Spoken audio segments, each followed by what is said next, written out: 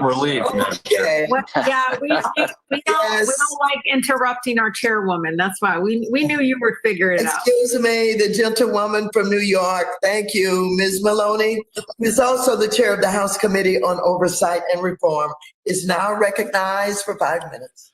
We welcome you to Radio and Television and the testimony of Chairman Powell. Some laughter here as Carolyn Maloney of the 12th District in New York, the Upper East Side and other climes, says we're not going to interrupt Maxine Waters, who made a little mistake at the top of the show. Here is, some would suggest, with Senator Schumer, the gentlelady from Wall Street.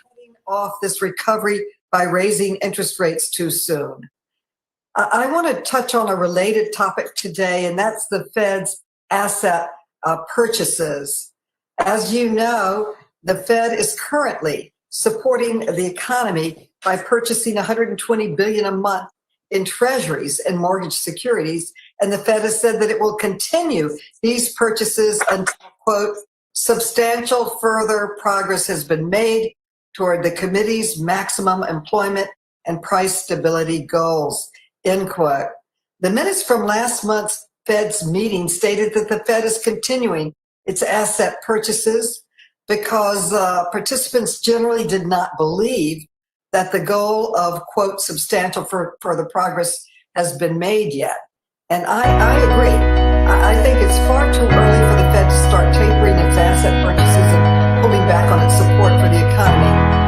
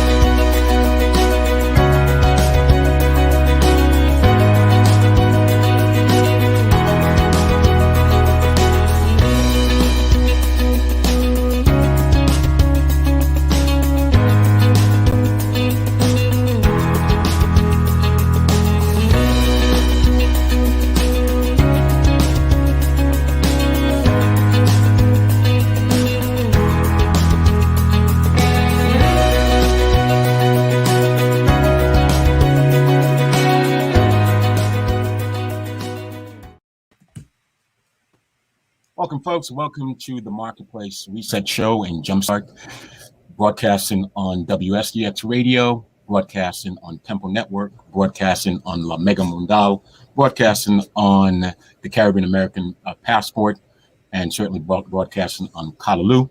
Welcome to the Marketplace Show Reset, broadcasting each and every week right here on radio and television.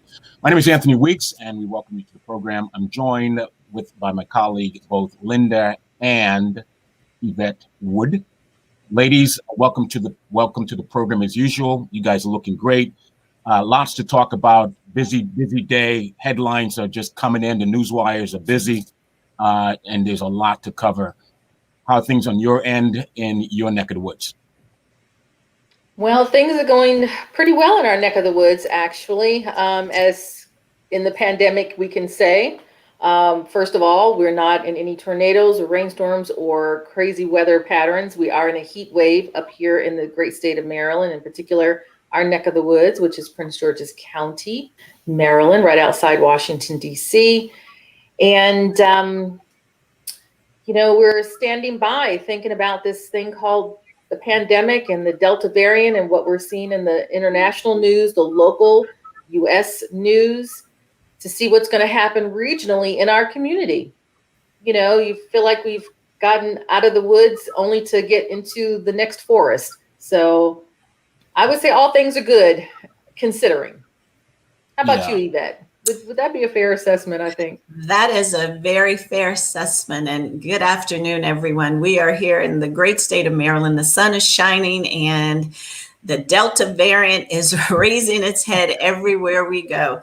And I am so excited about today's broadcast so we can kind of do a deep dive into this and figure out what on earth is going on with this Delta variant, where it came from, what it is, and what it's doing, because it is causing a ruckus everywhere in all 50 states and across the world. Yeah, and I think to kind of put things in perspective, I would like to let the viewing public and the listening public know that the ladies that you're hearing from, these are women who have committed and dedicated their lives towards the health industry and health care, if you will.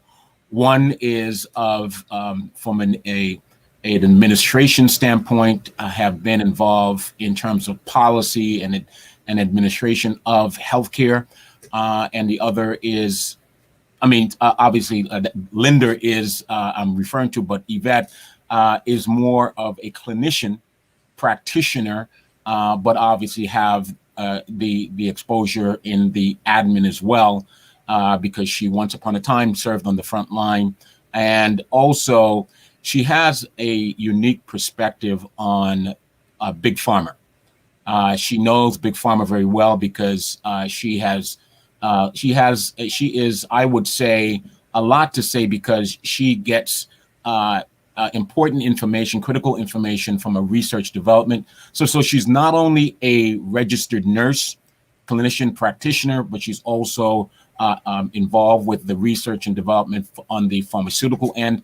So these two ladies are very powerful in what they deliver in terms of understanding the ecosystem of healthcare. And so, as far as I'm concerned, I can't fill their shoes when it comes to that. I'm just here to carry the water and help these guys, at least have that conversation.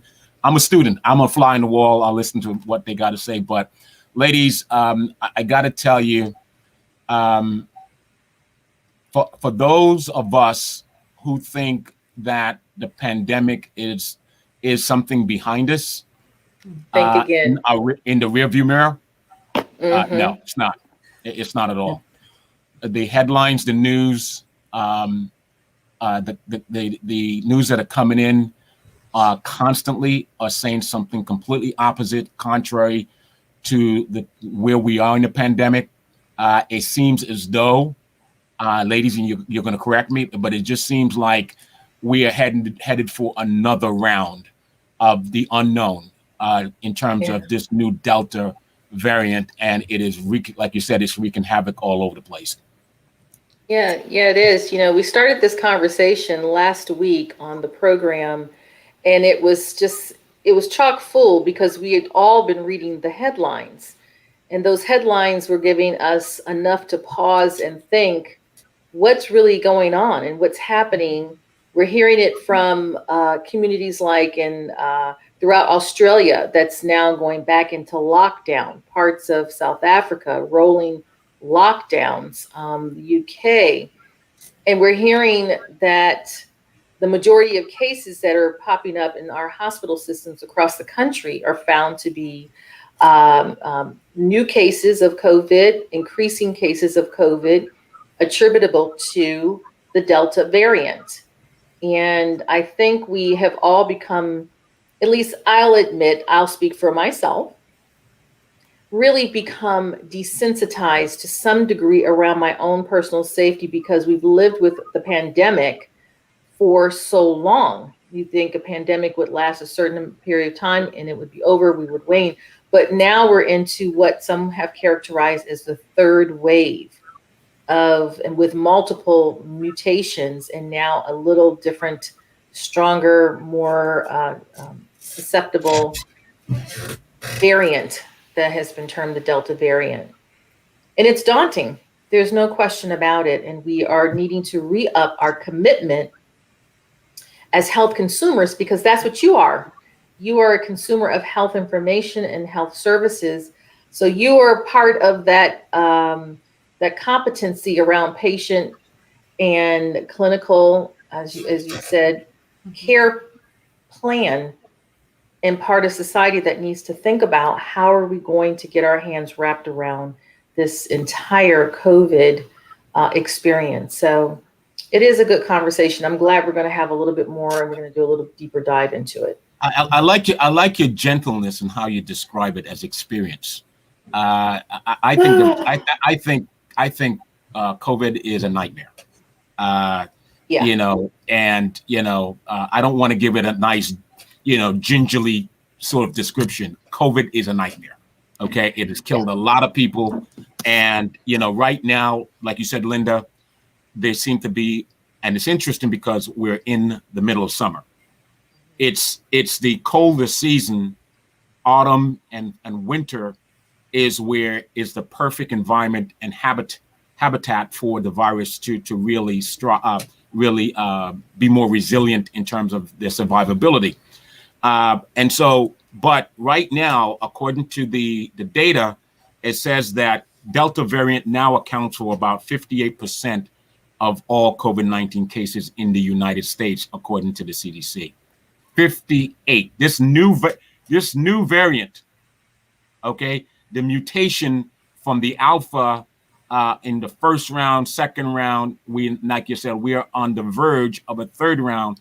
And this one, the Delta variant, is literally, they're saying it's more contagious, okay, Right. More infectious, right, and easily transmittable, and it's literally bypassing or sidetracking the body's immune system, and it doesn't care whether or not you have the vaccine or not. That's the thing. A lot of us are thinking, oh well, we're vaccinated, so therefore we don't need to wear masks anymore. We don't need to social distance anymore. We don't need to wash our hands as frequently as we do. It's a false sense of security. It is, and I'm guilty of that. I'll let you know I'm guilty of that. We all are. We all are. We need to go back to a point where we become more vigilant in how we how we're handling this whole pandemic at this point. Absolutely, Anthony. And that's what makes this Delta variant so easily transmittable. It's because we have let our guards down. We are coming closer together. We're back in crowds. We are not wearing our masks. We're not washing our hands.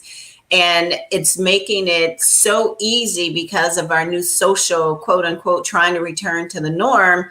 We're taking the Delta variant with us. And just to give the people a little bit of a backdrop, everybody's familiar with the SARS-CoV-2, the severe acute respiratory syndrome, coronavirus 2. That started to mutate and evolved, which, so that was the alpha. And then we also had a beta and a gamma before we got to the Delta. And each time this virus mutated, it got smarter. So let's imagine we've got a tree with all these different branches, and the branches are fighting to get sunlight so that they can bloom and get brighter and grow stronger.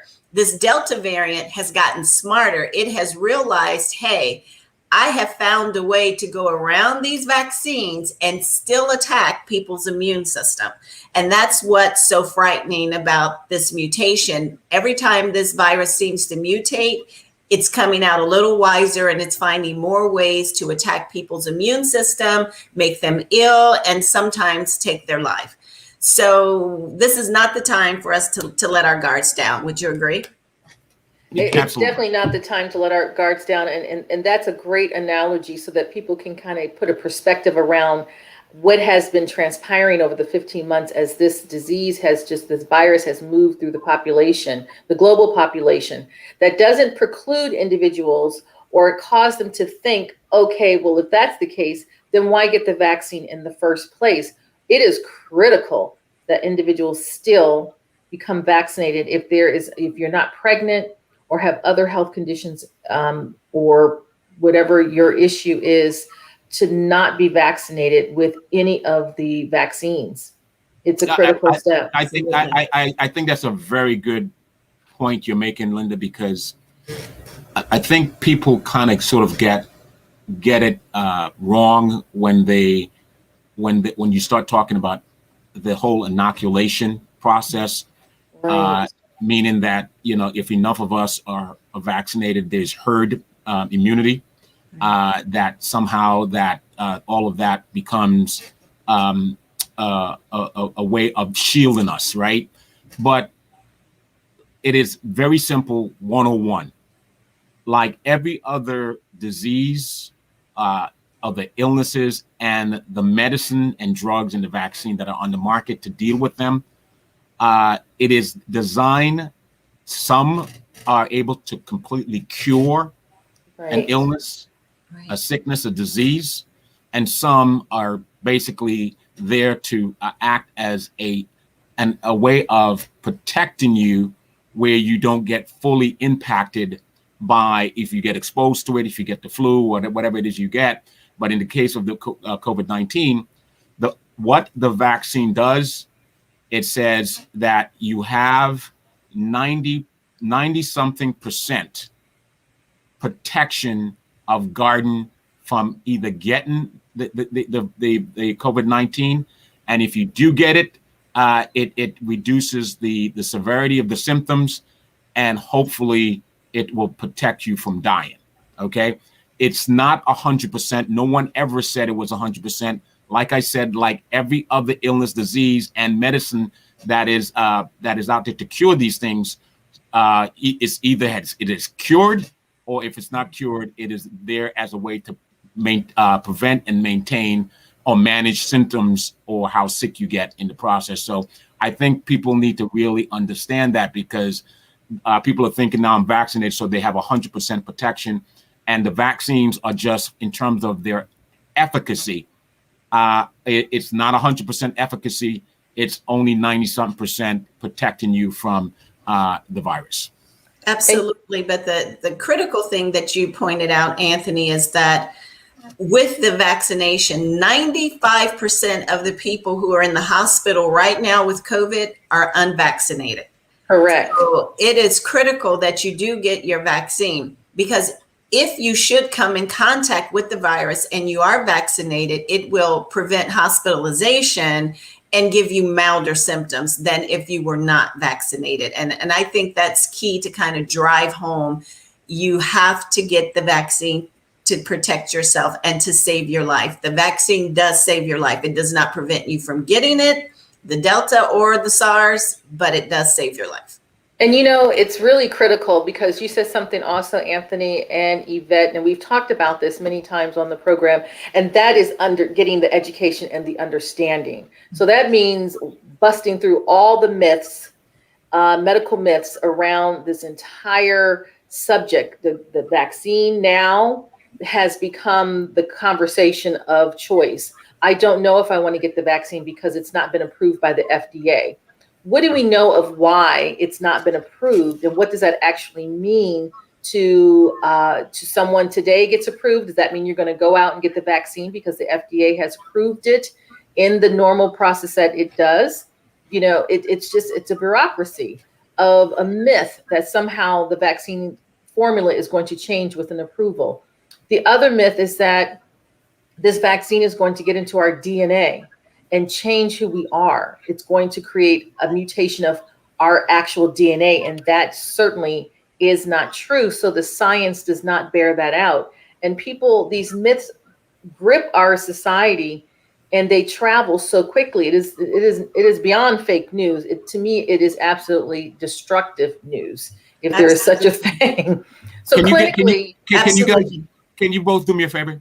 I Yes. think for the purpose of edification of the viewing public on television, and for the listening audience on radio, and obviously put those online and social media, could you both give a brief background so people know who you are?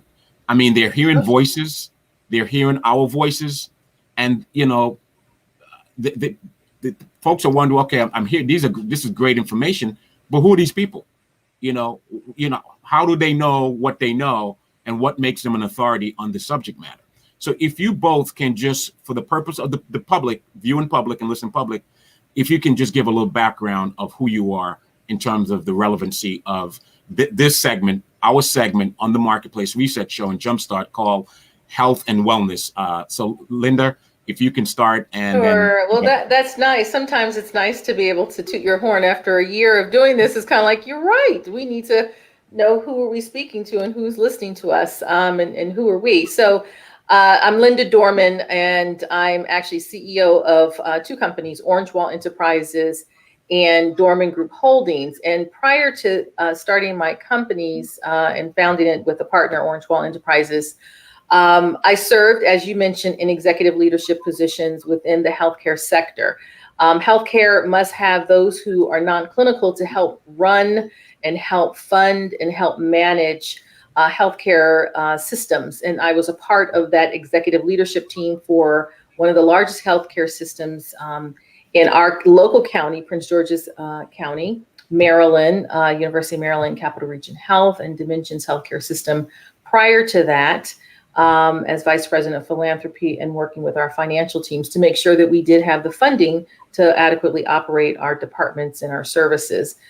Prior to that, I actually served as Executive Director for the Black Entertainment Television Foundation, or BET Foundation, in another executive leadership position, this time developing and implementing healthcare programs across the country, and particularly communities that are underserved, bringing health programming for women and particularly women and girls around cardiovascular diseases, self-care management programs around that focus on diabetes, mental health, certain kinds of cancers. So trying to bring those health messages right to the community and implement, and then being very involved with organizations and agencies such as NIH in developing culturally sensitive material that would be distributed across the nation for these communities, particularly young people and communities of color.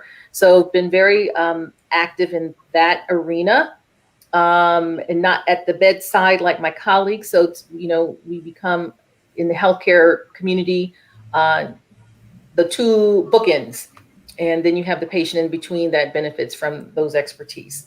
So that's a little bit some of my background. Yvette?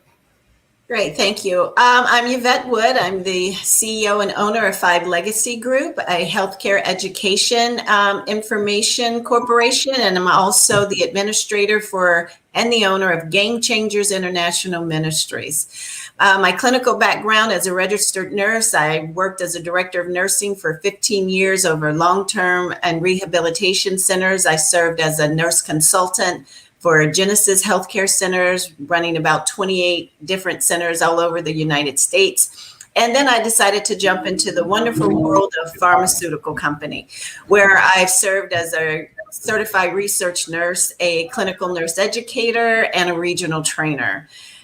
Most recently, I became, a couple of years ago, a member of the DC Medical Reserve Corps and Maryland Medical Reserve Corps. Right before COVID hit, and that accounted for a lot of my training. It was coming directly from the CDC and the World Health Organization. I am COVID certified trainer, which I train churches and organizations to get you back into your building safely during this pandemic, because as you can see from today's broadcast, this pandemic is not going to end anytime soon, and you need to have all of the correct protocols and policies in place. And I do write policies and procedures for health institutions as needed. Thank you, Anthony and Linda.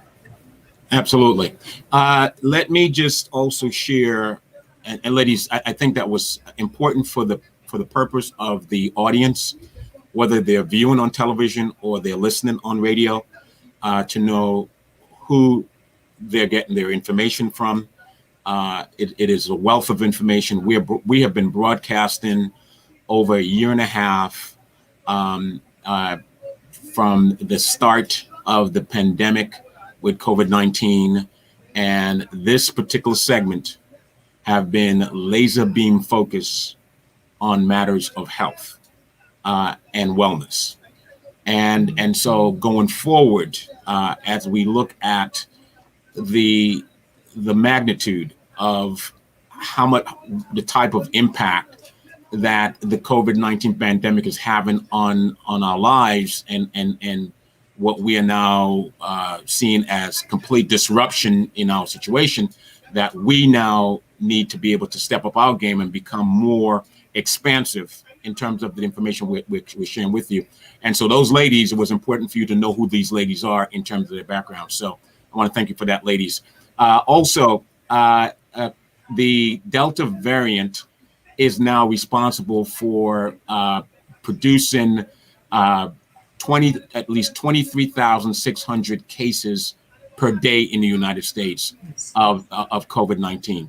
Again, in this country alone, in the United States, Correct. 23, last reported number, which was, I think, either early today or yesterday, it was 23,600. And that number doubled from last month. Absolutely. And if you looked here in Maryland, as I did today, you have this wonderful curve, this bell shape that was going all the way down to like 0.7%. And then now you see it going right back up. Yeah. And those cases are 98% Delta variant. And so it is here in Maryland and DC and 11 other states. It had just taken over, like Arkansas, Tennessee, Louisiana, just to name a few. So we do need to make sure that we are paying attention and being very vigilant about this Delta variant. Linda, you want to share a little bit about what's happening in DC with the Delta variant? Well, I mean, I think if we talk about it regionally, it's pretty representative. I mean, we have right now have had over almost 86,000 cases. And it doesn't sound like a lot when we talk about millions and trillions. We're talking about a community that is not as large as some others. So 86,000 cases is pretty substantial. And, you know, with anywhere from 9 to almost 10,000 hospitalizations, that's representative of what's happening across the country. And now that we have the Delta in our region, and our region includes what we call the DMV, DC, Maryland, Virginia, Northern Virginia in particular. But, you know, we've had an enormous challenge understanding the pandemic from its numbers, because from its numbers, you would think we would all wake up and pay attention and do exactly as we've been asked. When we there's this political going back and forth around whether or not this will become a mandate as we start to head back into schools, whether or not we actually will mandate this or legislate or make laws to ensure that everyone is in fact vaccinated. That has not been conducted. You do have independent businesses that have made a mandate in order to come back into the workforce or to those buildings. We really have to get our head wrapped around where are we going and what exactly is going to happen in the future. How are we going to maintain our economic viability in our communities while making sure that our public health has been addressed, and particularly as it relates to the COVID, because this isn't the only public health crises. We still have the things that we've been dealing with: cardiovascular diseases, diabetes among the communities of color in Prince George's County is tops in #1.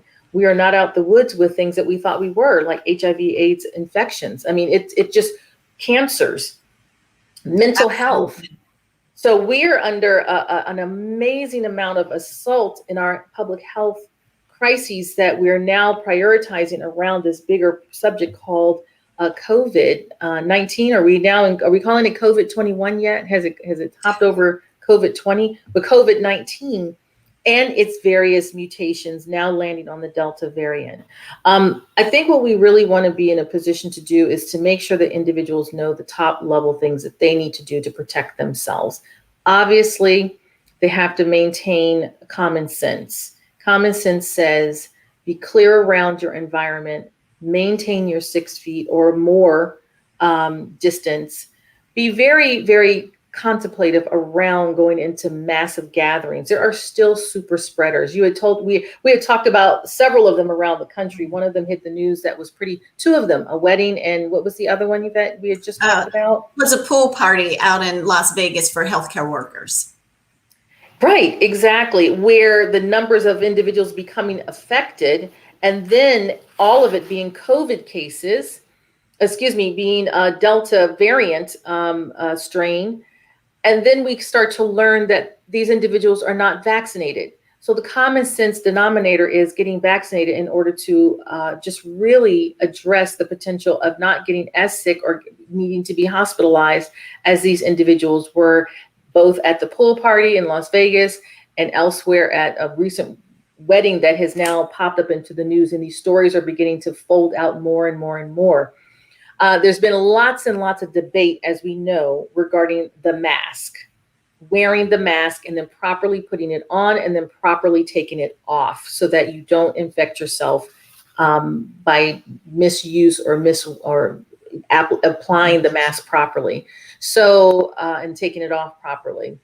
There have been many times that I walk out of my house or office and I don't have my mask on because I've become just that comfortable being a vaccinated person. So I am speaking to myself and every listener and viewer that I've gotten better. I've become more aware yet again that we're not out of the woods. Those are some of the ways that we can protect ourselves yet still.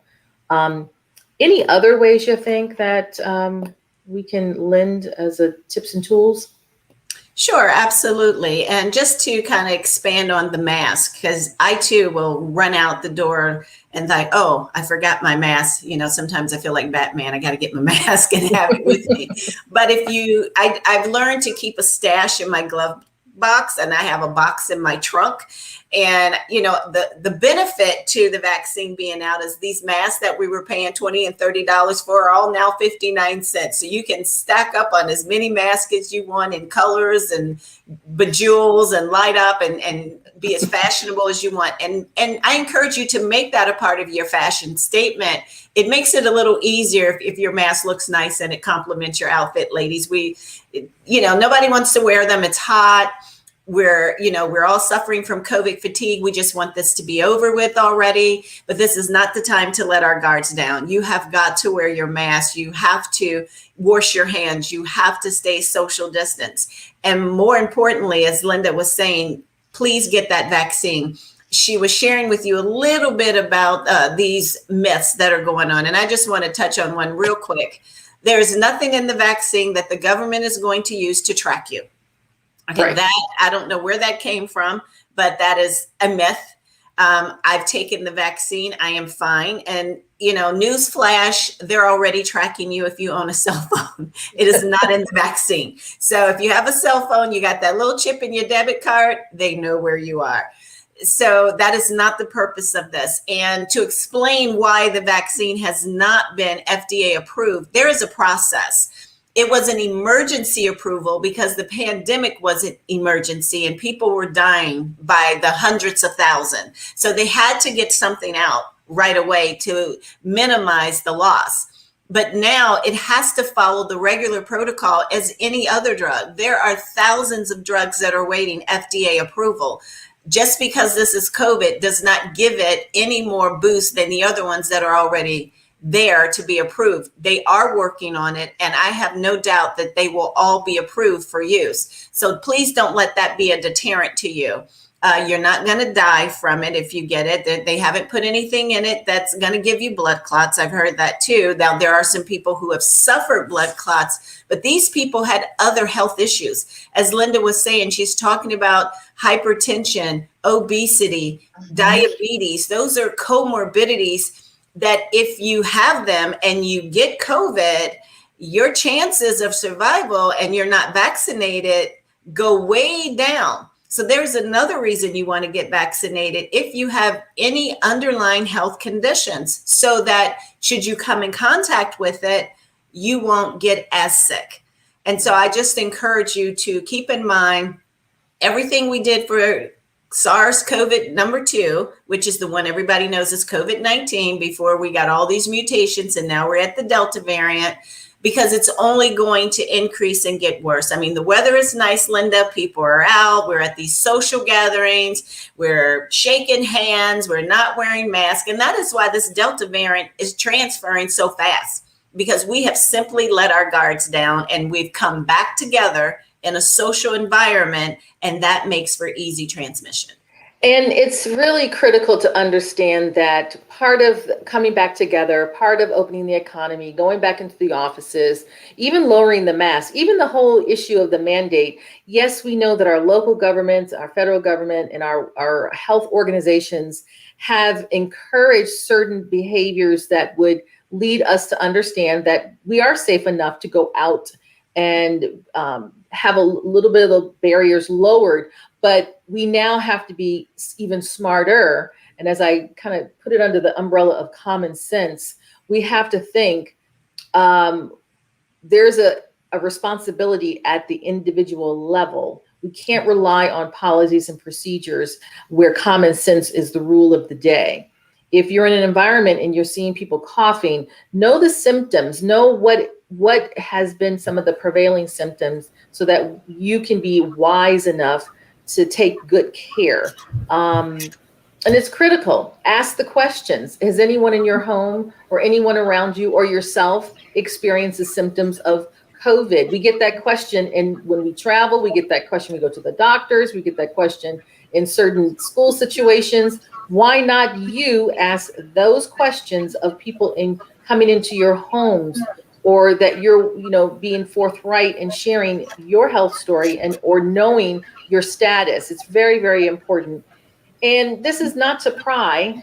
It's not to create isolation, because we all suffer from that. But it's to make sure that you keep yourself safe and those that you love and care or know safe as well. So we could have lots and lots and lots of conversation around that. One of the more daunting things in terms of the myths was a recent news article that quoted the former U.S. Surgeon General Adams, who really indicated in the headlines people are dying because the FDA has not approved the COVID-19, all of the vaccines, Pfizer, Moderna, and so forth. We know that they have put forth their applications for final approval just in the last, less than 90 days, in the last 60 days. And that is part of the normal approval process. And frankly, I think it's because of the technology around the development of COVID-19, SARS, the vaccine, we're able to move this faster than ever before. This is not the first pandemic. This is not the first epidemic based in our communities. We have terrific science and technologies. The biomed community is doing a phenomenal job, and we have to trust in that. We really need to trust in it. Absolutely. And look at it from this perspective.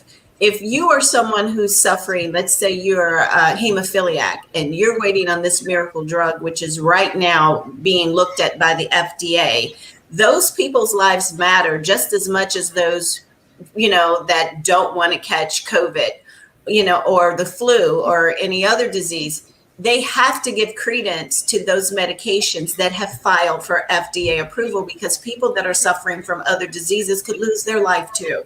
And so I think we tend to be a little selfish with this, because we're thinking, I don't want to get COVID, I don't want to die. But there are people who are dying from other diseases that need the medications, metastatic cancers. There are drugs waiting to be approved that can extend somebody's lifeline. So we really want to give the FDA the credit that they deserve in approving the COVID vaccines. And then you do want them to be thorough, to absolutely make sure that they do everything that they say they do.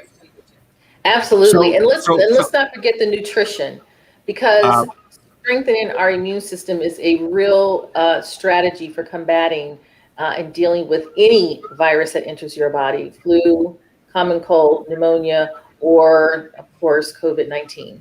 Anthony? Yeah. So I think the trust factor in terms of whether the federal government, and their fiduciary responsibility for ensuring the safety and protection of its citizen. And clearly you're seeing where, when the drugs or the vaccines that have been approved, when there is new data that says that there are some issues with it, they're very transparent. That information is shared with the public right away. For example, Johnson & Johnson it was just reported that they've developed some sort of issue. I don't remember what the technical term is, but the latest was Johnson & Johnson a couple of days ago, where they just revealed that Johnson & Johnson was having an issue. And so I bring that up to say to the public, where folks are applying all kinds of misinformation and misguiding people. That's just a level of irresponsibility where people are experts, all of a sudden experts that are scientists and doctors and medical professionals, and when they're not. And clearly, yes, you have the right to choose whether or not you want to be treated or not be treated, whether or not you want to apply whatever form of therapy or medication to treat whatever illness you're having. But at the end of the day, you're not responsible, or you're not the authority to mislead people, to help create fear in the process. Because at the end of the day, if you want to return to some normalcy, Right. if you don't want us to go back to where we were over a year ago in the height of this pandemic, where people were dying at a rate that was just incredible. If you don't want to go back to that, you have a role to play. Absolutely. All of us have a role to play. We have to have, in terms of the saying goes, I am my brother's keeper.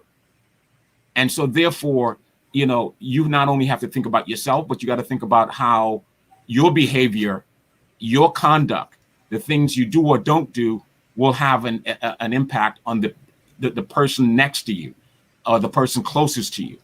And so you may choose to exercise it's your personal right, but your personal right should not be imposed on other people in terms of your skepticism, your cynicism, your critique, your objected. That's fine. It's your life. You do what you want to do with it. But if we continue to do what we do, and we're continuing on this slippery slope of where we are totally just disregarding what the data and the facts says, then we're going to just simply delay the inevitable of normalcy in our lives. And if you don't want the economy to shut down, if you don't want business to shut down, if you don't want schools to shut down, if you want to be able to go on a cruise and go on vacation, do what you want to do, it's going to take your role, your responsibility to do your part, because all the medication, all the vaccine, all the face masks, all the hand washing, all that other social distance stuff is not going to make a difference if you don't comply. Can we just say a universal amen to that preaching? Because that is the word right there. Amen. And I don't know how we could improve upon what you just said as really the call to action. So that's what this think about that. When you take a break, think about that. You have a time for a quick break, and we come back. We'll continue here on the Marketplace Reset Show and Jumpstart. This is segment number 1 on health and wellness. I'm Anthony Weeks, Linda Dorman, as well as Yvette Wood. We'll be right back.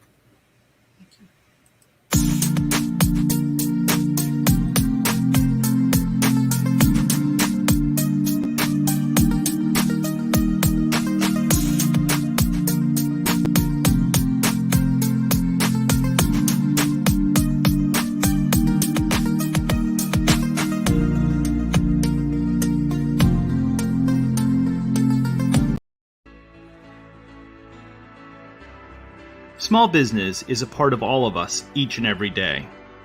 It's where we eat, it's where we shop, it's where we go to meet our friends and colleagues. In the wake of COVID-19, our small business community desperately needs our help. We must do our part to help our local communities to once again thrive.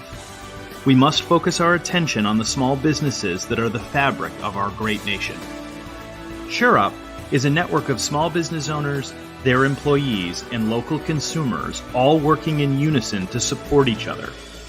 By creating incentives for consumers to think local before considering regional and national providers to fulfill their needs, we create local job opportunities and rebuild our communities.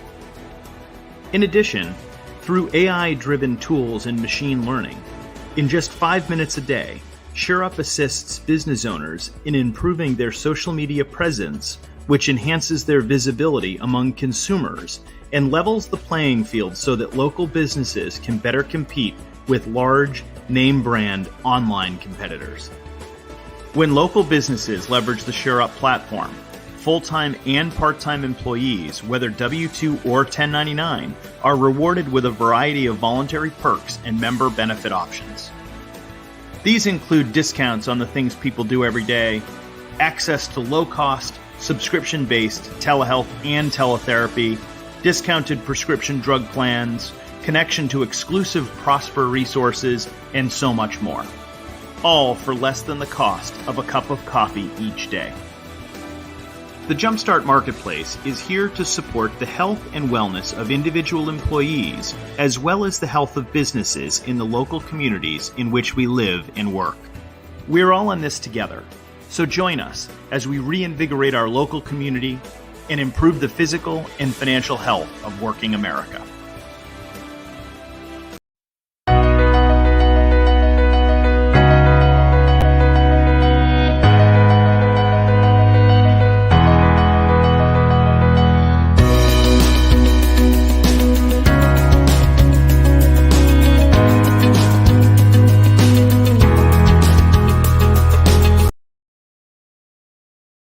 To the Marketplace Show Reset and Jumpstart. I'm Anthony Weeks, joined by my colleagues, both we have Linda Dorman and Yvette Woods.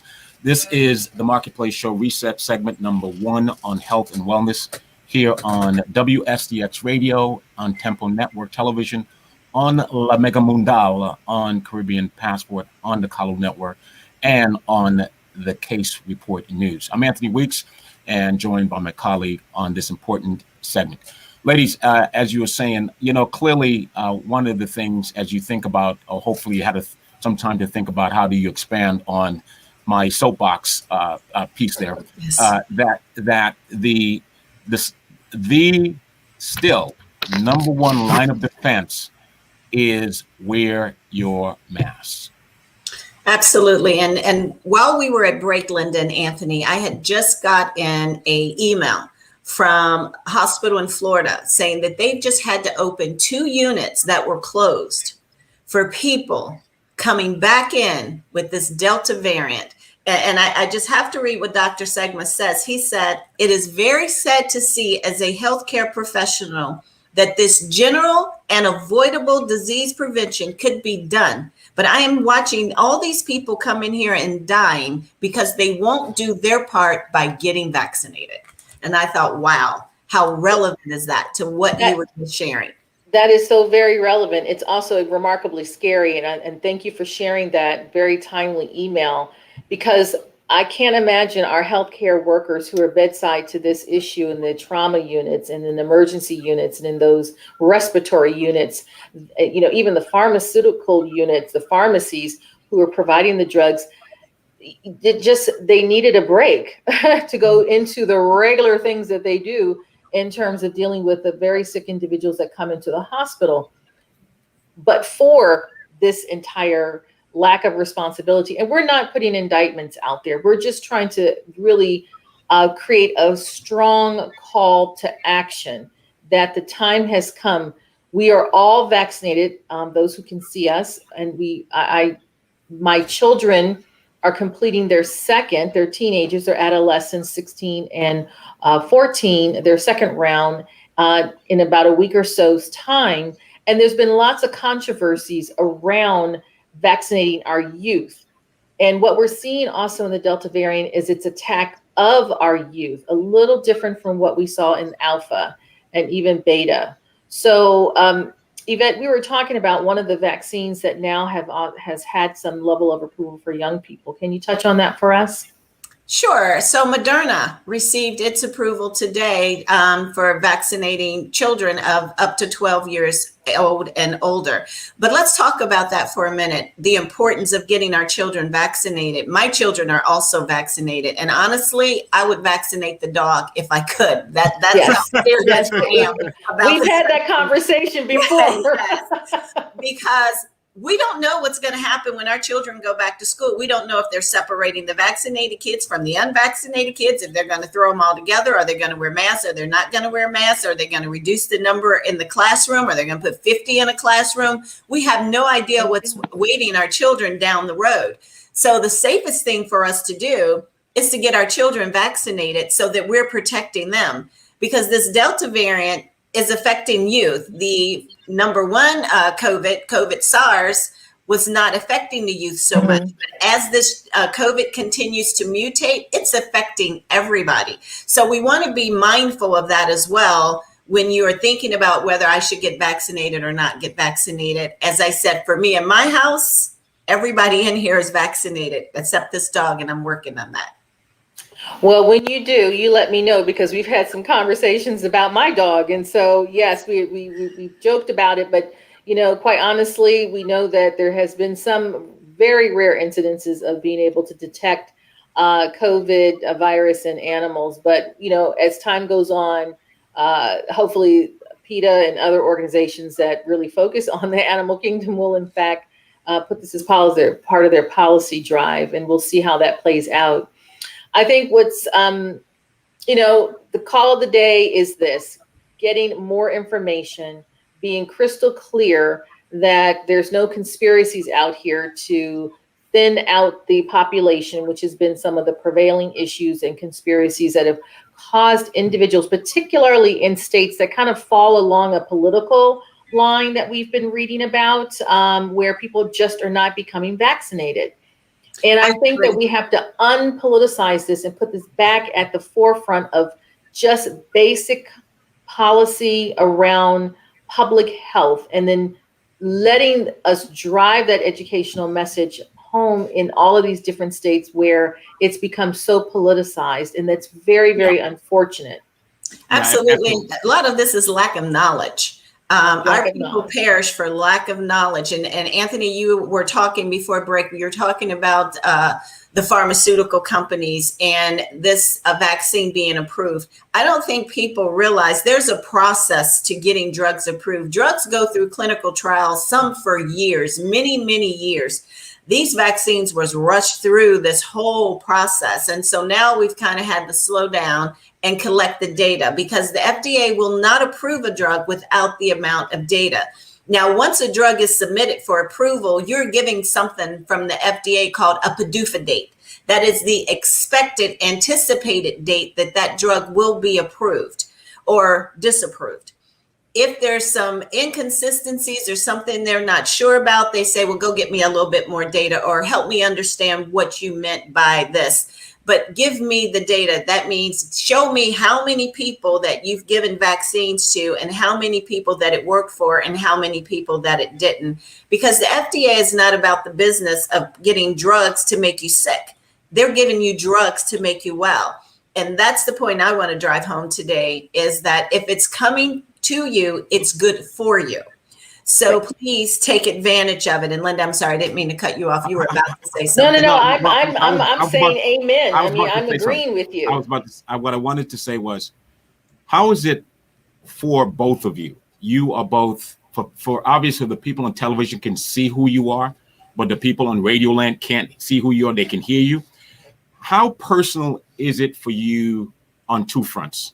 As a woman, well, let me say three fronts actually. As a female, as a person of color, and being the person you are with the exposure you have in the healthcare space. How personal is it to you, knowing the responsibility that you have as a woman, as a mother, okay, and as a female of color, and being a person of color in the professional healthcare space? How personal is it for you to be able to be as forthcoming, forthright, transparent, to be able to, for people to be, trusting in the information you're sharing? That is such a remarkably important question, because it is extreme in importance. We have heard something called health disparities among minorities and women, and particularly women of color. We have been affected so deeply, from maternal health to breast cancer to reproductive cancers, and healthcare services delivery, that Black women and women of color have the gap in our ability to be well, to access healthcare, to have positive health expected outcomes, because to be a part of clinical trials that we do not show up in because we're not fully participating in the clinical trial. So we're getting drugs that are tested on white male men, as an example. This is so personal that although I'm not clinical, I have spent an enormous amount of my career inside of the policy, the administrative, and the management side of the house in order to support individuals such as Yvette and her clinical colleagues that I hold near and dear, who have received the education to be able to deliver the treatment services that are stemming out from these policies and management procedures and whatnot. So I can't emphasize enough that we have to blow through every myth. We have to align ourselves with the education. We have to use common sense and be responsible. And we have to have a large dosage of courage that right now we're in a lot of wait and see. And we have to accept that we are looking for the generations that are coming behind us to benefit from our courage that we've lived in the pandemic. I can say that I haven't lived 100 years, so I wasn't in the last global significant pandemic. I can say now I have. So if I get the opportunity to live long enough to be able to tell grandchildren, great-grandchildren, then it will be a different story. And I hope by then my vigilance will have paid off. So it is extreme in my personal quest to educate, and in my personal reason why I spend the time on this program, bringing health messaging to you, the listeners and the viewers. Thank you. Absolutely. And I'm going to let Linda speak for me as a mother, because I second what she said. And Anthony, I'd like to answer that question as a nurse. When this pandemic first started, and I was working with the DC Medical Reserve Corps during the drive-through COVID testing, I will never forget, this woman pulls up and I'm going to the car to, swab her nostrils, and she rolls her windows down and she's blue. I mean, this woman was blue. She was a Caucasian woman who had turned blue because of her oxygen saturation was low. She was gasping for air. She was coughing. And I looked at her in horror. I'm like, oh my God. And I said to her, I said, ma'am, I can swab you, but you need to go to the hospital. I said, I can tell you that you have it and you are not doing well, because she was retracting when your muscles, you can't catch your breath. You do what we call retracting. And a panic came over me. And I looked at the husband who was in the car with her, and he didn't have on a mask. And I said, and you need to get tested as well. And so, long story short, I followed the couple, and she didn't make it. And this was a woman in her 30s. And it broke my heart, because as a nurse, I couldn't save her, because I'm in the business of saving lives. And I wanted to help. We were talking thousands of cars that were coming through at the beginning of this pandemic, and you're constantly swabbing people, and you're seeing all kind of, they're at different stages of the disease. Some ended up in the hospital on ventilators. Some didn't go home. Some went home. But to be in that environment, knowing that you have to choose, we were at the point where we had to choose sometimes who got a ventilator and who didn't. That is the worst thing that you could have to do. And it's like having to choose between your children. You don't ever want to have to be in that position. So as a mother and a nurse, this disease is very frightening, and I take it very seriously and very personal. I want to save everyone. And that's why I'm pushing so hard for people to get vaccinated and to be vigilant. I turned a friend down we've been friends for 32 years, Anthony and Linda, and she wanted to come and visit me for my birthday over the 4th of July weekend. But she was unvaccinated, and I thought about my children, and I said, I love you, but no, you can't stay in my home. Not right now. And it's not because I don't love you, but it's because I love the people who are in this house. And Yvette and I had a little something here at my house and joined, and the way the ticket in was what? You had to have a vaccination card. Well, That's unfortunately, true. we're out of time, guys. And so time flies. Yeah, time flies. Wow. And so let me just say, I brought up Johnson & Johnson, and just for the purpose of keeping you informed, the FDA added new warning to J&J COVID-19 vaccine. The Food and Drug Administration is adding a label to Johnson & Johnson COVID-19 vaccine, warning that it has been linked to rare cases of Guillain-Barré syndrome, a neurological disorder in which the body immune system mistakenly attacked part of its nervous system.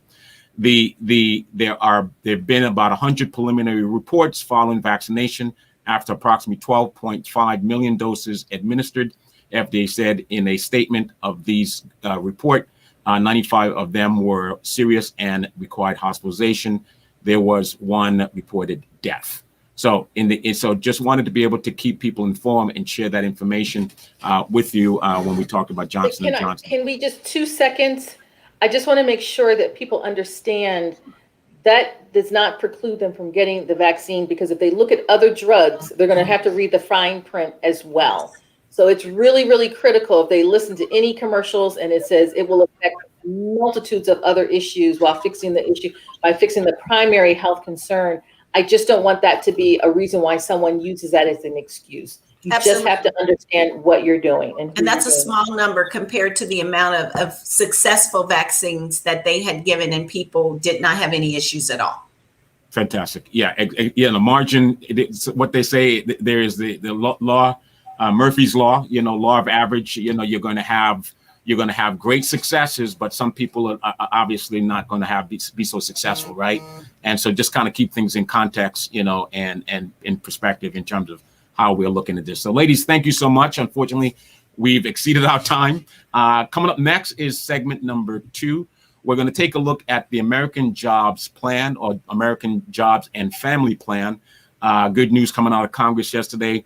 The Democrats agreed on a $3.5 trillion package. It's called the Reconciliation Package. And Joe Manchin is one of the conservative Democrats, is open to that budget, that number coming out of the hearing budget committee for the hearing. And we'll take a look, special presentation on segment number 2 on looking at what exactly is the American Jobs Plan and Family Plan on segment number 2 on business, economy, and public policy. I'm Anthony Weeks, and of course, my colleagues, both Linda and Yvette. Thank you, ladies. Until next week, we'll talk soon. Bye. Thank you.